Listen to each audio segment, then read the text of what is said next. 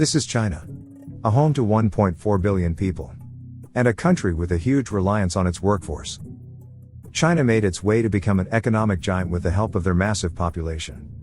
Their demographics has made them what they are today.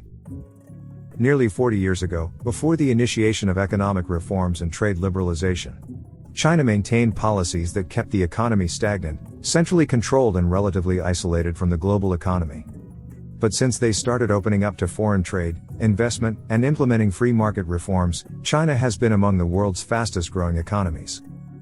Such growth has enabled China to almost double their GDP every 8 years. This also helped them raise nearly 800 million people out of poverty. And that one key factor behind this growth was China's massive and low-cost workforce. After economic reforms, many foreign companies came to China in the 90s and the 2000s in order to reduce production costs and improve their profitability by using the young, massive, and cheap workforce. Eventually China became an attractive place, or some may also like to call it the world's factory. But the demographic advantage on which this country is growing has started fading away. Even after being the most populous country, China is leaning towards a demographic disorder. The country's population is aging at a fast pace, and the birth rate too is going down. The census data released a few days ago showed China's total population rose by 5.8% over the past decade. This was the slowest pace of growth since the 1960s. It also showed the country's labor force is getting smaller. The number of people aged between 15 and 59 dropped below 900 million to about 63% of the population. This was down by about 7% from the previous decade. At the same time, the birth rate has also slowed down. Last year 12 million babies were born in China, down from 14.65 million in 2019. This is a fall of 18% in 1 year. You must be knowing, slowing population growth is not new for many advanced economies. Some of the world's wealthiest economies have negative population growth and low fertility rate. For example, Japan's population peaked in 2010, after that it is falling down. South Korea saw its first dip in 2020.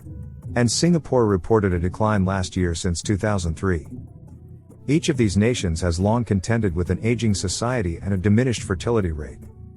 Similarly, China's economic expansion has created a society where many young couples now struggle with some pressures. That includes rising education and housing costs, which make it difficult to have even one child.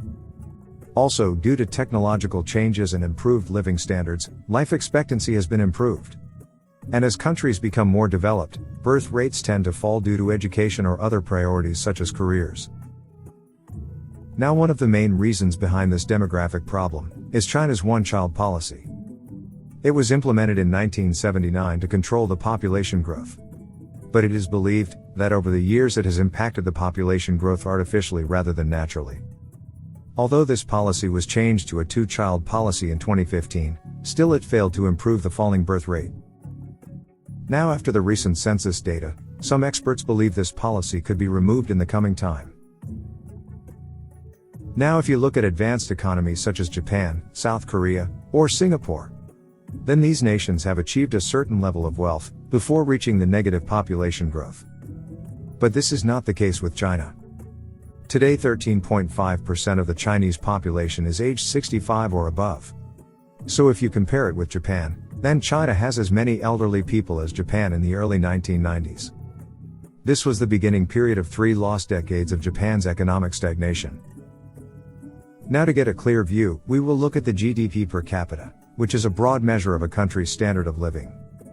According to World Bank data, China's current GDP per capita is just $10,500, compared to Japan's $31,400 in 1992. So we can say, China's population started to decline before it reached a certain wealth.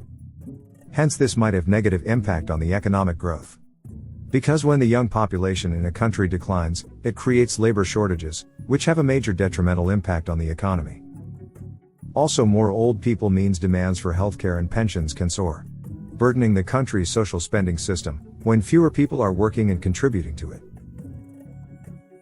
So this problem is unique to China. Because unlike the other developed countries which are part of this trend, China is still a middle-income society, despite being the world's second largest economy.